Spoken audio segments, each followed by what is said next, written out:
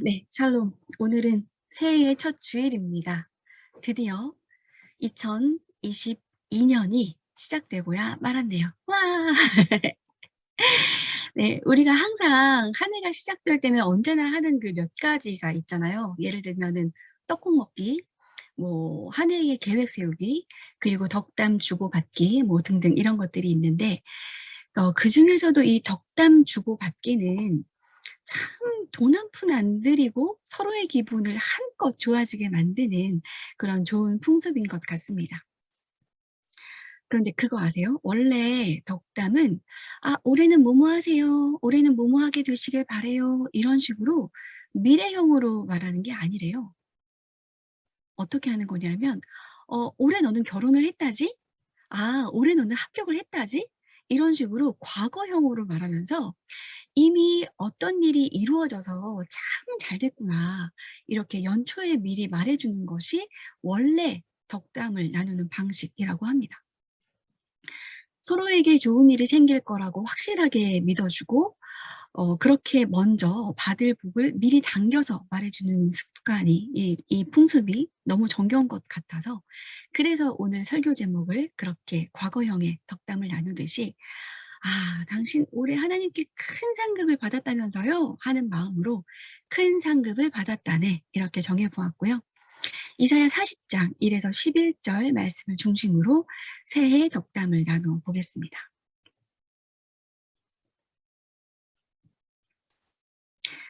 네. 이사야 40장은 제2 이사야의 시작입니다. 이사야는 보통 세 부분으로 구분이 되는데요. 1 에서 39장까지는 제1 이사야, 40 에서 55장까지는 제2 이사야, 그리고 56 에서 66장까지를 제3 이사야라고 부릅니다. 이 구분은 이제 본문의 시대적 상황을 반영한 것이에요. 그래서 2에서 39장은 포로기 이전 시대를 배경으로 하는 거여서 막 무서운 심판 메시지가 빵빵빵빵 막 나오고, 그리고 40에서 55장은 이 바벨론 포로 시대로 살아가는 이들에게 그들이 어떻게 시온으로 회복될 것인지 제시하는 구원과 희망의 본문입니다. 그리고 56에서 66장은 포로기 이후의 시대를 반영을 하는데, 포로 귀환 이후 하나님과 맺는 새로운 언약에 대해서 이야기를 하고 있습니다. 이 희망 가득한 제2이사야의 처음을 여는 40장은 이렇게 시작합니다. 너희는 위로하여라. 나의 백성을 위로하여라. 너희의 하나님께서 말씀하신다. 예루살렘 주민을 격려하고 그들에게 일러주어라. 이제 복역 기간이 끝나고 죄에 대한 형벌도 다 받고 지은 죄에 비하여 갑절의 벌을 주님에게서 받았다고 외쳐라. 이 복역 기간이 다 끝났다는 말에 잠깐 이 며칠 전 박근혜 사면이 생각나면서 기분이 매우 언짢아지려고 하지만 그쪽으로 이제 빠지면 안 되고, 자, 정신 차리고 다시 본문으로 돌아와야 합니다. 보통 바빌론 포로기를 70년이라고 하거든요. 이 70년 동안이나 지속되었던 포로 생활이 이제 끝이 난다는 말을 하고 있는 거예요. 너네들이 죄를 지어서 나라도 망해먹고 포로로 끌려왔지만 이제 그 죄에 대한 형벌을 충분히 받았으니 이제 너희에게 새로운 날들이 시작될 것이라는 메시지입니다. 이 예언을 들은 순간 과연 이스라엘의 마음은 어땠을까요? 이 사람들의 마음을 알기 위해서는 이들이 지금 바빌론에서 어떤 마음으로 살아가고 있는지를 봐야 할 텐데, 이 성서 안에서의 증언과 성서 밖에서의 증언이 조금 다릅니다. 먼저 성서 안의 증언을 보겠습니다. 시편 137편은 바빌론 포로지에서의 포로민들 심정이 가장 잘 드러나 있는 시편입니다. 제가 한번 읽어볼게요. 우리가 바빌론의 강변 곳곳에 앉아서 시온을 생각하면서 울었다. 그 강변 버드나무 가지에 우리의 수금을 걸어두었더니 우리를 사로잡아 온 자들이 거기에서 우리에게 노래를 청하고, 우리를 짓밟아 끌고 온 자들이 저희들 흥을 돋우어 주기를 요구하며 시온의 노래 한 가락을 저희들을 위해 불러보라고 하는구나. 우리가 어찌 이방 땅에서 주님의 노래를 부를 수 있으랴. 예루살렘아, 내가 너를 잊는다면 내 오른손아, 너는 말라 비틀어져 버려라. 내가 너를 기억하지 않는다면 내가 너 예루살렘을 내가 가장 기뻐하는 것보다도 더 기뻐하지 않는다면 내 혀야, 너는 입천장에 들러붙어 버려라. 주님, 예루살렘이 무너지던 그날에 에돔 사람이 하던 말, 헐어버려라, 헐어버려라, 그 기초가 드러나도록 헐어버려라 하던 그 말을 기억하여 주십시오.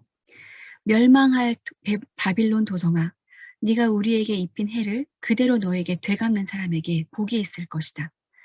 내 어린아이들을 바위에다가 메어치는 사람에게 복이 있을 것이다. 아마도 이 시편은 성전에서 노래하는 역할을 맡았던 레위인이 바빌론 포로로 끌려가 그곳에서 만국민으로 살면서 바빌론 사람들의 유흥을 위해 노래를 불러야 했던 그 처절한 슬픔을 노래하는 것 같고요. 나라를 잃은 분노와 예루살렘을 그리워하는 마음이 짙게 드러나고 있습니다. 마지막 구절은 좀 끔찍하죠. 성서는 가끔 이렇게 너무 솔직하게 필터 없이 이렇게 적고 있어서 가끔 당혹스럽게 하기도 하지만 이것이 아마 이 사람들의 솔직한 심정이었을 것 같습니다. 아마도 이렇게 매일매일 바빌론 강가에 앉아서 고향을 그리워하면서 노래를 하고 있었던 이들이라면 오늘 이사야 40장의 예언의 말씀은 정말 최고의 기쁜 소식이었을 것입니다. 그런데 사실 이 소식이 기쁘지만은 않은 이들도 많았던 것 같아요. 왜냐하면 우리가 지난주에 삼손 이야기에서도 살펴보았지만 이 다른 민족의 지배하에 70년의 세월이 흘렀다는 것은 처음과는 매우 다른 상황에 놓여지게 되었다는 것을 말합니다. 삼손이 활동했던 때 블레셋의 지배 아래 40년 동안 있었는데 그런데도 그 지배 구조가 고착화되어서 사람들이 블레셋 아래에서 무기력하게 살고 있는 것을 우리가 보았잖아요. 바빌론 포로기는 그 2배 가까이 되는 70년이고 그것도 삼손 시대처럼 자기가 살던 땅에서 외부의 억압을 다 함께 견뎠던 것과는 달리 내가 살던 곳을 강제로 떠나서 전혀 낯선 새로운 땅으로 옮겨지는 그 경험을 하고 낯선 타국에서 70년의 세월이 지난 상황이니 이 사람들에게 본국으로 돌아간다는 소식은 그렇게 기쁘게 들리지만은 않았을 거예요. 처음에 바빌론으로 왔던 사람들은 다 죽고 이제 바빌론에서 태어나고 자란 사람들이 대부분이었고 이들에게 더 친숙한 공간은 이제 유대 땅이 아니라 지금 그들이 살고 있는 바빌론이었던 거죠. 그런데다가 당시 바빌론으로 갔던 사람들이 시간이 흐르면서 점점 그곳에 꽤 잘 적응하고 살았던 것으로 보입니다. 우리가 포로 시대라고 하니까 뭐 포로로 감옥에 갇혀 있었던 것처럼 착각하기 쉬운데 그렇지 않고요. 유다의 엘리트만 포로로 잡혀갔었고 그들은 그곳에서 대부분 좀 대우받으면서 자유롭게 생활했던 것으로 보입니다. 이 니프루 지역에서 발굴된 무라슈 문서에 따르면 비록 이 문서가 기원전 5세기 페르시아 문서이긴 하지만 포로민들이 니프루에서 얼마나 성공적으로 잘 정착했었는지를 알려주고 있습니다. 농업, 상업, 은행업과 관련한 계약서들에 이스라엘 사람들이 이 별 차별을 겪지 않고 경제활동을 활발하게 하고 있다는 것이 보여지고 그중 몇몇 사람들은 꽤 높은 지위에 올라 있는 것이 확인됩니다.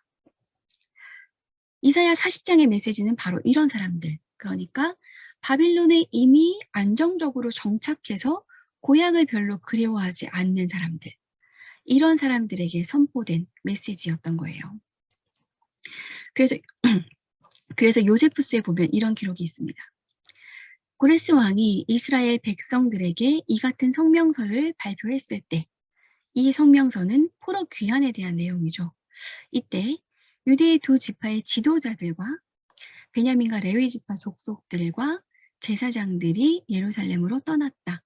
그러나 많은 유대인들은 자신들의 소유를 두고 떠나기가 싫어서 그대로 바벨론에 남아 있었다. 이 당시 많은 사람들은 자신들의 재산을 지키기 위해 본국으로의 귀환을 망설였던 것 같아요. 그렇게 생각하니 제2이사야가 시작되는 40장과 41장에서 두려워하지 말라는 말이 왜 그리 자주 나오는지가 이해가 됩니다. 이제 드디어 바빌론을 떠나 본국으로 돌아가게 되었다는 말을 듣고 사람들이 기쁨과 확신에 가득 차 있었다면 이 두려워하지 말라는 메시지는 별 의미 없는 불필요한 말이었을 것입니다.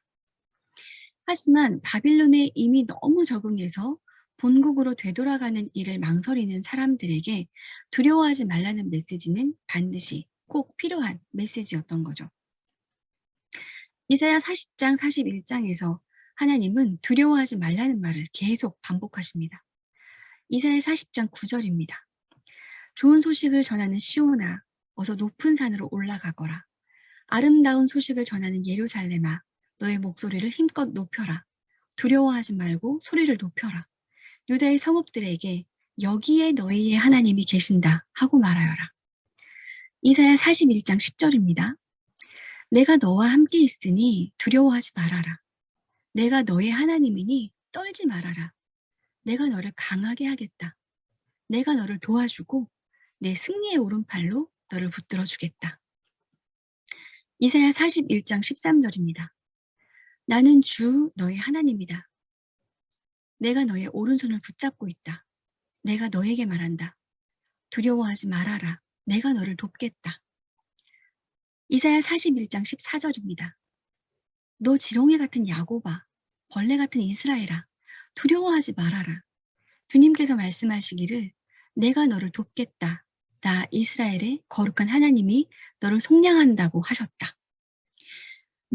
맨 마지막에 이사야 41장 14절 세 번역은 지렁이 같은 야곱아, 벌레 같은 이스라엘아 라는 표현을 예언자가 하는 말처럼 번역을 하고 있지만 사실 히브리어 원문은 이 개역개정에서 보시는 것처럼 하나님이 하신 말씀으로 번역이 됩니다. 하나님이 얼마나 속이 터지셨으면 이러시는 거예요. 진짜 이 지렁이 같은 놈들아, 이 벌레 같은 놈들아, 작작 좀 벌벌 떨고 기어다녀라. 내가 너를 돕겠다니까. 내가 너를 이제 속량해 줄 거라고. 왜 그렇게 바벨론에 쪽도 못 쓰고 빌빌거리고 있냐. 거기서 돈 몇 푼 벌어놓고서 그렇게 사는 인생이 다인 것처럼 왜 그렇게 벌레같이 살고 있냐. 이 버러지 같은 놈들아. 하나님이 이렇게까지 말씀하셨어도 많은 사람들은 자신의 안정된 삶의 터전을 지키기 위해 바벨론에 남았다. 그렇게 요세푸스는 그때의 상황을 우리에게 남겨주고 있습니다. 이사야 40장은 지금 바벨론에 잘 정착해 있는 사람들에게 하나님 한 분만 믿고 함께 돌아가자고 하는 메시지입니다. 지금 너희가 바벨론에서 닦아놓고 쌓아놓은 그 모든 것들, 그거 별거 아니다. 썩어질 것에 마음을 두어서 하나님을 따라 나서는 일에 주저하지 말고 일어나서 나랑 같이 가자 하는 하나님의 메시지입니다. 그 유명한 말 있잖아요. 풀은 마르고 꽃은 시드나 우리 하나님의 말씀은 영원히 서 있다. 이사야 40장 8절. 우리가 잘 알고 있는 이 아름다운 구절의 맥락이 바로 이런 맥락에서 나오는 것입니다. 그러면서 이사야 40장 전체에는 하나님이 어떤 분이신지, 얼마나 대단한 분이신지 강조하면서 설명하고 있습니다. 우리 하나님은요, 바닷물을 이렇게 손바닥으로 떠서 헤아리시는 분이시고 손바닥 한 뼘으로 하늘을 재어보시는 분이시고 온 땅의 티끌을 되로 달아보는 분이시고 온 산들을 어깨 저울로 달아보고 언덕들을 손 저울로 달아오시는 분이라고 합니다. 그리고 아무리 강력한 나라라도 하나님께는 고작해야 두레박에서 떨어지는 요 한 방울의 물이나 저울에 남아있는 티끌 하나 정도밖에 되지 않고요. 온 세상을 만드신 우리 하나님이 모든 통치자들을 허수아비로 만드시고 땅의 지배자들을 쓸모없는 사람으로 만드신다고 합니다. 그리고 모든 별을 창조하시고 이 천체의 수요를 다 세시는 하나님이 바로 그 하나님이 우리와 함께 하신다고 계속 이렇게 말하고 있는 것입니다. 포로 상태에서 놓여나기를 겁내지 말아라. 바로 이 하나님이 우리와 함께 하신다. 이렇게 말하고 있는 것입니다. 이사야 40장 9절에서 11절은 하나님을 신뢰하고 따라 나서는 하나님의 백성들에게 하나님이 어떻게 대우해 주실지 이야기합니다. 만군의 주 하나님께서 오신다. 그가 권세를 잡고 친히 다스리실 것이다. 보아라, 그가 백성에게 주실 상급을 가지고 오신다. 백성에게 주실 보상을 가지고 오신다. 그는 목자와 같이 그의 양떼를 먹이시며 어린 양들을 팔로 모으시고 품에 안으시며 젖을 먹이는 어미 양들을 조심스럽게 이끄신다. 하나님은 하나님만을 신뢰하고 따라 나서는 하나님의 사람들에게 목자가 자기 양떼를 먹이시는 것 같이 먹이시고 목자가 새끼 양을 막대기로 다루지 않고 팔로 직접 모으듯이 다정하게 팔로 모으시고 또 품에 안아주시고 그리고 목자가 젖을 먹이는 어미 양들의 사정을 살펴주시듯이 그렇게 조심스럽게 이끌어 주신다고 약속하십니다. 우리는 살면서 종종 이 바벨론에 살고 있는 사람들처럼 똑같은 선택을 해야 할 상황에 놓일 때가 있습니다. 세상이 우리 눈앞에 가져다 디밀고 있는 그 포묘로움과 눈에 보이지 않는 하나님 중에 하나를 선택해야 하는 상황에 놓여질 때가 있습니다. 그리스도인이 된 우리는 그리스도인으로 살아가기로 다짐한 사람들입니다. 우리가 추구해야 할 것은 이 세상의 돈이 아니라 하나님 한 분이시고 하나님 나라의 가치대로 평화가 강같이 흐르고 공의가 바다에 파도같이 넘치는 그 세상을 꿈꾸면서 그렇게 만들어 가면서 살겠다고 약속을 한 사람들인 것입니다. 이렇게 하나님을 따라 나서는 사람들에게 하나님은 오늘 이사야 40장 11절과 같은 복을 우리에게 내려주신다고 약속합니다. 저는 바로 이 구절을 오늘 우리가 함께 나눌 덕담으로 정해보았습니다. 우리는 모두 올해 2022년에 하나님께로부터 큰 상급을 받았습니다. 그 상급이 어떤 상급이냐 하면 목자 되시는 하나님과 동행하는 삶, 그것입니다.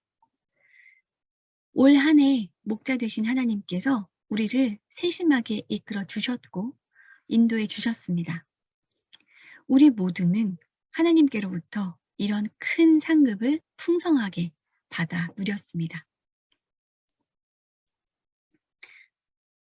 오늘 우리에게 주신 이 말씀이, 이 덕담이 물거품처럼 사라지지 않으려면 우리는 두 가지를 기억해야 하는데요.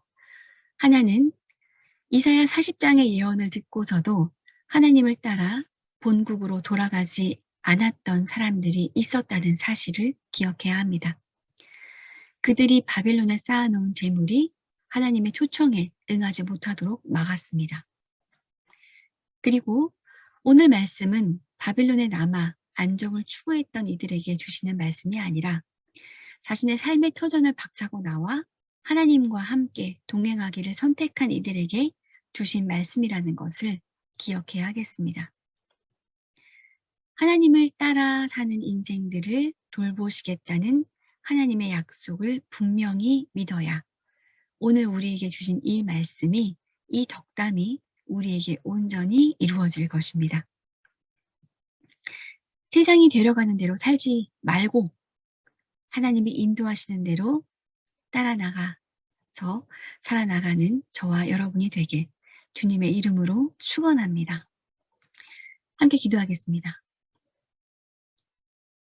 정의로우시고 또한 자비로우신 참 좋으신 우리 하나님, 2022년 새로운 한 해가 시작되었습니다. 올 한 해도 저희를 돌보시고 인도해 주실 주님께 감사와 찬양을 올려드립니다. 주님, 오늘 본문을 통해서 바벨론에 잘 정착하고 살았던 이들이 하나님 한 분을 믿고 따라 나서는 것을 주저하던 것을 보았습니다. 주님, 저희는 이 세상에 썩어질 것에 우리의 영혼을 갈아넣지 않게 하시고 오직 주님을 기뻐하고 주님을 기대하는 삶을 살아가게 해 주십시오. 목자가 양떼를 먹이듯이 그렇게 저희를 먹이시고 어린 양과 젖먹이는 어미 양을 그렇게 세심하게 돌보듯이 저희를 돌봐 주신다는 주님의 그 말씀이 참 따뜻하고 위로가 됩니다. 그렇게 저희의 모든 걸음을 주님께서 친절하게 인도하여 주십시오. 저희 각자와 그리고 새맘의 2022년을 주님께 맡기어 드립니다. 홀로 영광 받기에 합당하신 우리 주 예수님 이름으로 기도드렸습니다. 아멘.